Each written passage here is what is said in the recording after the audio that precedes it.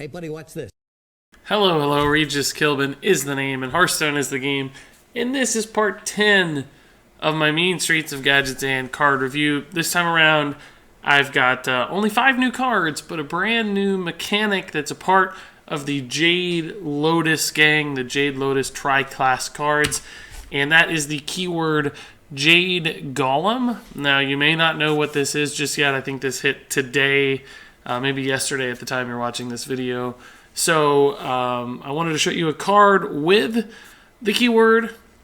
And they'll all say essentially summon a Jade Golem. And then you might be asking yourself, well, what's a Jade Golem? I have no idea what that is, Regis. And until today, I didn't either. But essentially, this is a little thing I've put together to sum it up for you. Essentially, what happens is when you summon your first Jade Golem of the game, it's going to be a 1/1 minion. Just a simple vanilla 1/1 minion. When you summon your second Jade Golem, it's going to be a 2/2. The third one's a 3/3. The fourth one's a 4/4. You can see here, Blizzard included a 28/28 Jade Golem. So apparently, if you summon 28 in a game, you're going to get an absolutely absurd 28/28 minion. And theoretically, I guess that scales infinitely if you are able to somehow generate infinite cards to summon Jade Golems. So the thing here is, essentially, with this keyword, how this is going to work is most of the cards with the Jade Golem keyword will have some sort of downside. They'll be missing stats, right? Hoping that the Jade Golem makes up for those stats. So for instance, with Blackpaw here, the new tri-class legendary card for the Jade Lotus tri-class gang, this one is a 5/3 for 6 mana, which is clearly a terrible stat allocation for a 6 mana card. Like, it's going to die for free to so many things, a 3 health minion. But you're going to end up getting 2 Jade Golems out of this card, because you get one on the Battle Cry and you get one on the Death Rattle, assuming everything goes off as expected, which means really you're going to get a 1/1 and a 2/2 at the very, very least. Assuming this is the first Jade Golem card you play in a given game, you'd get at least a 1/1 and a 2/2, which is essentially an extra 3/3 in stats, which puts this at an 8/6 total stat allocation, which looks much, much more reasonable for a 6-drop. Like, I don't know that that card would be played, just an 8/6 for 6, but it's more in line with what you would expect compared to vanilla stat allocations. But here's the kicker, right? Here's the great thing. Blackpaw is a 6 mana card. She's going to come on turn 6 or later most of the time, which means there will be many, many chances for you to play other Jade Golem summoning cards up to turn 6. And as you'll see in the rest of this video, we've got cards like the 3 mana Jade Blossom, the 4 mana Jade Spirit, so on and so forth. So there's a chance by the time you play this on curve on 6, you've already summoned 2, 3, or 4 Jade Golems. Which means when you play Blackpaw, that Battle Cry, summon a Jade Golem, means this is a 6 mana 5/3 that summons a 4/4 or summons a 5/5. Right? It's at the very least maybe summons a 3/3 by turn 6, assuming you have a Jade Golem style deck. And when you think about it that way, suddenly you're going to get an extra, 7/7 in stats, or 8/8 in stats, or 9/9 in stats. Like, it's kind of ridiculous how quickly this can scale out of hand. And on turn 6, you're suddenly playing a 5/3 that instantly summons a 5/5, which is really, really good. Because that's just a ton of bundle of stats to help you swing the board. And you can't kill the 5/3 because you're punished with a 6/6. So there's like a downside. Even though she only has 3 health, that's kind of irrelevant, because as soon as you kill her, the Death Rattle means you're going to have another thing to deal with right away.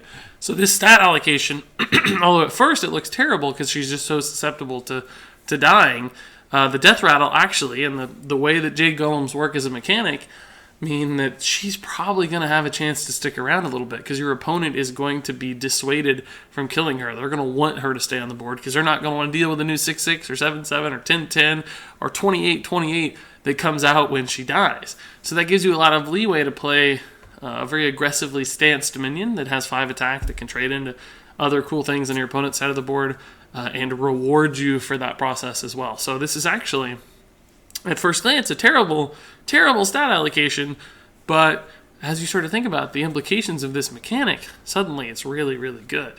And I think, it's hard to say because we haven't seen all the Jade Golem cards yet. We don't know if there's enough. We don't know how they line up as far as mana cost is concerned. But I think if this mechanic is as successful as I think it's going to be, which is super, super successful, I think Aya Blackpaw will be a fantastic Jade Golem card in general, right? She's going to fit in any kind of Jade Golem deck just because she gives you 2 summons. And the way she set up herself personally as a card just makes her a very frustrating card for opponents to deal with, which is always nice. So yeah, there's a lot of competition at the 6 mana slot, but gosh, there's so many stats bundled into this card potentially that I think she's going to be a pretty fantastic addition. So very, very strong card here, assuming that Jade Golems work at all, which my assumption is that they definitely will. So I like this card a lot. That said, let's go ahead and jump into the other Jade Golem cards that have been revealed today so far. I'm sure there will be many more, both for class-specific and a couple tri-class cards remaining that are able to utilize this keyword. Because really the important thing with the Jade Golem keyword, if you can only get off like 3 or 4 Jade Golems in a given game, it's not going to be that powerful, right? Like, yes, even a 4 Jade Golem summon from Aya Blackpaw would be pretty fantastic, a 5/3 that summons a 4/4, that also summons a 5/5. Like, that's a lot of value into a single card, but it takes a little while to enact. Like, it's not the fastest, swingiest kind of play. So I think for this to really start to make sense, you need, probably 3 to 4 Jade Golems by turn 5, and still yet another probably 3 to 5 the rest of the game. So maybe somewhere between like 6 and 10 Jade Golems before this becomes really, really, really oppressive, where each Jade Golem at the end of the game is like an 8/8, 9/9, 10/10.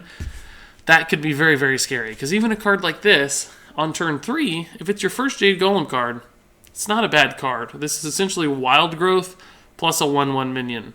That's not a bad play at all for Druids. And this, of course, is Jade Blossom, the new 3-mana Druid spell. This would be played even if it always summoned a 1/1, just because Druids love ramp. They like Wild Growth. They already have a lot of 1/1s. Wild Growth into Living Roots is not the craziest play ever. This would be a sort of similar thing, just a little bit weaker. But it would actually also have some advantages because it's all on a single card. So even though you lose a 1/1 minion, you save some card advantage as far as the deck is concerned. So this would be a playable card as if it just said summon a 1/1 minion, gain an empty mana crystal. It wouldn't be overpowered, it wouldn't be amazing, but it would be playable. But the way Jade Golem works, if this summons a 2/2, it's already insanely good on turn 3. If you have to slot this in on turn 7 and you kind of feel guilty about doing that with Wild Growth sometime, you wouldn't feel nearly as bad if your Wild Growth summons you like a 4/4 or a 5/5. So Jade Blossom is amazing. In those turns in Druid where you're like 15, 20 turns into the game and you draw Wild Growth and you just want to cycle it for card draw, and it doesn't really do anything except spend 2 mana and draw a card, Jade Blossom presumably cycles the same way, but now also summons you, let's say, an 8/8, because you're so far into the game. How ridiculous is that? A 3-mana 8/8 that does exactly what Wild Growth used to do. That's stupidly, stupidly good. So the way Wild Growth is a card, always played for its desired ramp on turn 2, but still has some sort of late game utility, take all those advantages of Wild Growth and just double down on them. A card that's great on curve, but also works in the late game as well. That's exactly what Jade Blossom does, but it takes that idea and structure of Wild Growth and makes it like 10 times better. So I think this card is absolutely absurd. I think it's going to be a guaranteed inclusion in Druid decks that run Jade Golem. It might even be played in decks that don't run Jade Golem, just because I think it's an alternative to Wild Growth that's not terrible. It actually makes some sense just as a base card. So Jade Blossom, fantastic card, perfect for Jade Golem decks, because ramping up and having a lot of mana to spend on Jade Golem summons is going to be the way to win the game too. So just all around, very, very strong card. Moving on to another one of the neutral tri-class cards for the Jade Lotus. So, the tri-class cards in this set are available to Shaman, Druid, and Rogue. This is the Jade Spirit, 4-mana neutral minion. It's a 2/3, and it summons a Jade Golem. So, 2/3 for 4 is really not very good. You would expect a 4/5 for vanilla stats. So that means you really need to get a 2/2 out of this for it to make sense from a vanilla standpoint. But of course, nobody's playing vanilla minions just for their stats. So really, this card doesn't turn the corner on being very good until you get maybe like a 3/3 or a 4/4 out of it, which to me seems pretty unlikely by turn 4. So in other words, we've got Jade Blossom, but we don't know how many other low-cost Jade Golem cards we're going to have. So it may not really be all that possible to get a 4/4 out on turn 4, or maybe even a 3/3 that would make this card competitive from a statistics standpoint, from a stats and a body standpoint. But there's another side to consider here, right? And that's that even if you just get a 1/1 out of this and it's a 3/4 for 4, that 1/1 isn't just a 1/1 right now, but that 1/1 also buffs every future Jade Golem that comes out. So each of these cards isn't just about the Jade Golem you get and the importance of its stats right then. It's also about building up for that stupid big Jade Golem later in the game that wins you the game. So thinking about these as sort of an aggressive early game card is not correct. We have to think about these more of a mid to late game card where you just overwhelm your opponents with value on the board thanks to these really cheap Jade Golem summons. Because of course a 4 mana 2/3 that summons an 8/8 minion late in the game is kind of ridiculous and amazing. So if you draw this late in the game, it still has a lot of utility. If you draw it early in the game, you're probably sacrificing a little bit on board as far as value is concerned, but you're just building up to such a strong late game that sacrifice is probably worth it as long as the meta and the deck you're playing against allows you to run a little long in the game at all. And it seems to me that Grimy Goons encourage the same kind of late game play, that the Cabal encourages the same kind of late game play. It feels like this might really be the first time Hearthstone as an expansion really tends towards late game value control style decks as opposed to more aggressive to mid-range decks that just run you over. So as long as there aren't a few super powered aggressive decks that dominate the meta, I'm a little worried about Shaman still and Paladin doing that. Cards like this make a lot of sense. That is in control environments, just because it's slow and steady and packed with value. It's not great necessarily at contesting on turn 4. Could just get ignored and overran. So I think this is not the most amazing Jade Golem card by any means. It's much, much weaker than Jade Blossom. But in the Jade Golem environment, again, assuming that it does work at all and there's enough cards to make it viable, then this is certainly a playable card. Just average at a base level becomes much, much better the better Jade Golem is. So the potential for this card is quite high. Otherwise, weak to average. But still will be played and will be good, I suspect. Moving on to another Jade Golem synergy card. This time it's a Shaman spell, Jade Lightning, 4 mana spell. It is a deal 4 damage effect that also summons a Jade Golem. So I think this one's really, really quite good. 4 damage as a number isn't ideal. Typically 3 and 5 line up with many things much, much better, just because a lot of minions have 3 health or 5 health. So we've seen a lot of cards at those ranges. So this one falls a little bit awkwardly in between. But, of course, Shaman right now runs a ton of spell damage, and this will very quickly become a deal 5 damage spell, which makes it much, much better. So I'm less worried about the fact that it does 4 versus 5 right now. I think that's not as relevant in today's meta, just because today's meta has many ways for Shaman to play around that fact. All the spell power totems and the Azure Drakes and the Blood Mage Thalnos, etc., etc. We've all seen enough Spirit Claws to know that Shaman has spell damage. and more than enough spell damage. So, and of course, sometimes still 4 damage is enough, and often 3 damage is enough. So this will be able to kill things. It will also, of course, be able to hit your opponent's face, which is kind of scary, just because it gives Shaman another out, another finisher. It's a very expensive lightning bolt in many ways. But of course, it also summons a Jade Golem. So, comparing this to other cards, you think about something like Mage's Fireball, for instance. It's a 4 mana deal 6 damage. And at a base level, deal 4 damage for 4 mana is really not that far off from Fireball. You lose 2 damage, but you also get to summon a minion. So even if this was always a 1/1, I still think this card is playable. Deal 4 damage, summon a 1/1 is really not necessarily a bad play for 4 mana. It's not ideal, it's not perfect, but it's close to being playable. And of course, often it's deal 4 damage, summon a 2/2. Deal 4 damage, summon a 5/5. And it's surprising how quick this starts to look like a card like Firelands Portal. So it goes from Fireball to Firelands Portal very, very quickly with the Jade Golem mechanic. It only takes, a few Jade Golems to make this card really, really scary. And nearly equivalent to Firelands Portal, but for only 4 mana instead of 7. So the swing potential that's already inherent in Firelands Portal is magnified with Jade Lightning just because it's so much cheaper. So yeah, on turn 4, I don't know that this is going to be the best play. It's probably going to be okay to deal 4 damage and summon a 2/2. Like, I think you're often going to be happy with that.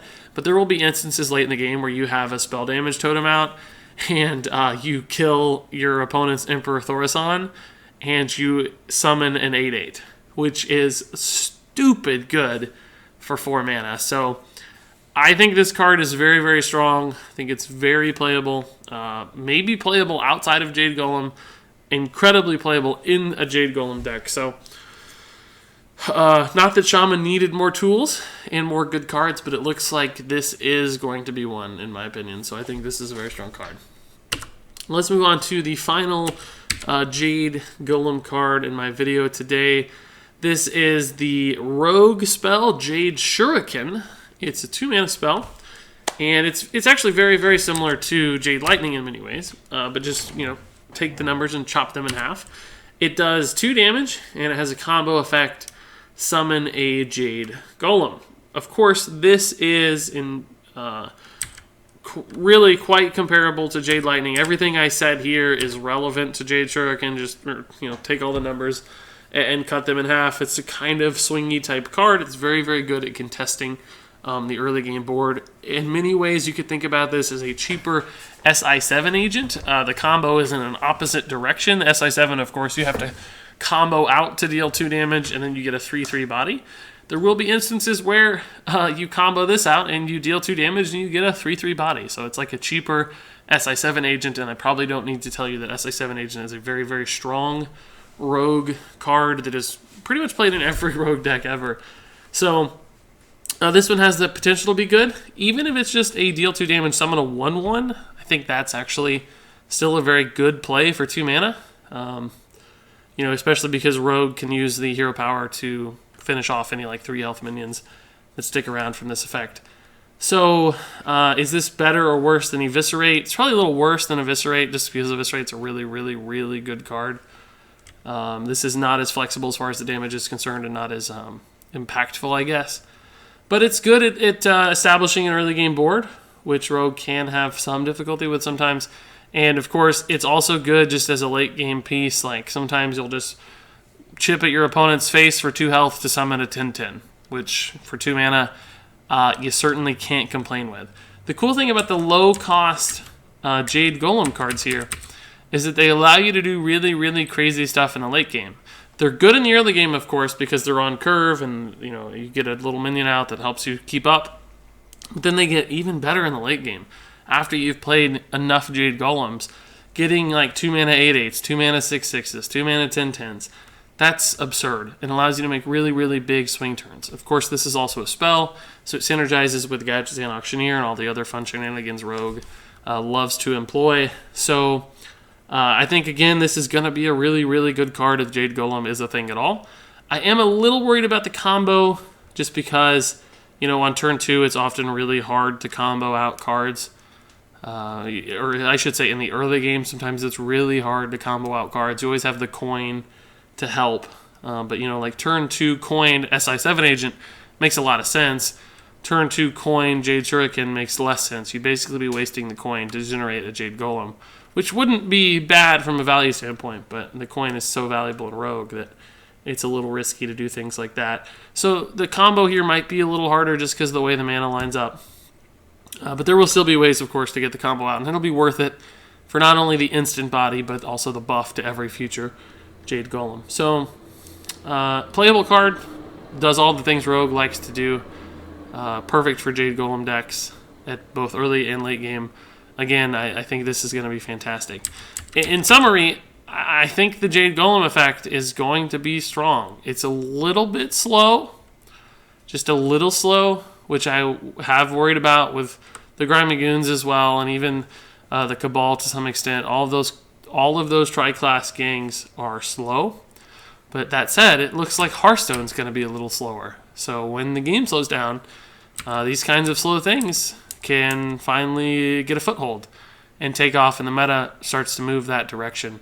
And as long as there aren't any really oppressive aggro-style decks that just run over these kinds of things that are slow and steady, I think Jade Golem is going to be pretty darn good. In fact, it's to me the most exciting of all the tri-class cards so far. I mean, the Grimy Goons looks good too. Cabal looks good. They all look cool and fun, and I like that they have thematic connections like that. But to me, this one looks the most appealing, and I actually think it's going to be the strongest too. Just because cards like Aya Blackpaw here, it's going to be so punishing for your opponents to deal with this card. It's just so much resource allocation required to deal with the body here, the body she summons right away, and eventually the body that you have to deal with after you kill her. So she's going to really require your opponents to bear down and deal with it, which is nice because that gives you that gives you time to play your next Jade Golem and just keep running over your opponent. There's going to be this impending sense of dread when you play these Jade Golem decks, like, oh, okay, cool, I dealt with a 4-4. Oh, God, now how am I going to deal with a 5-5? Oh, God, how am I going to deal with a 6-6? Oh, my goodness, how am I going to deal with a 7-7? And you just know that you have to end the game, or your opponent is just going to overwhelm you with these free, really cheap, powerful bodies. So it's like a ticking clock, essentially, with Jade Golems. Like, I gotta win, which can change your opponent's play style and really benefit you in many, many ways. So it's going to be really fun to play these decks, I think, and I'm very, very excited. And, of course, I think Druid is probably my favorite class to play, so I like that Druid's getting something cool and new.